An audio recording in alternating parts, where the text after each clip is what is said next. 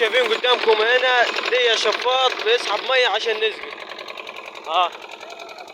بنسقي في القمح،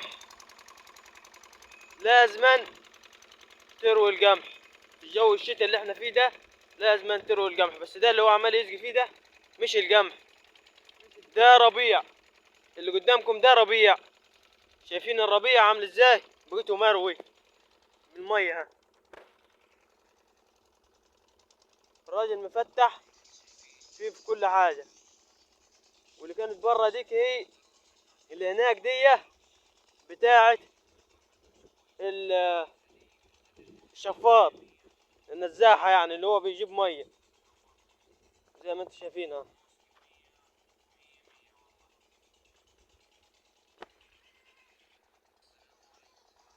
ده القمح اللي انا مرة صورته لكم وكان اصفر، بس برضه الراجل بعينه مديله مية، عمال يديله مية، عمال يديله مية. شايف انتوا تصفر،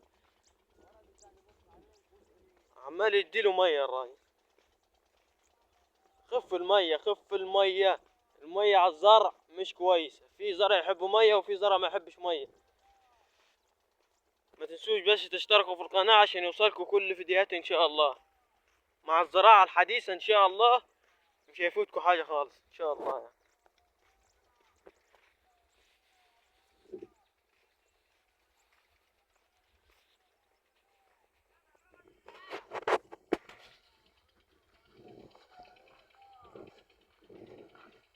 شايفين الزرع عامل ازاي؟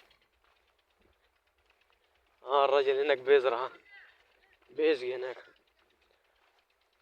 بيسقي هناك. ايوه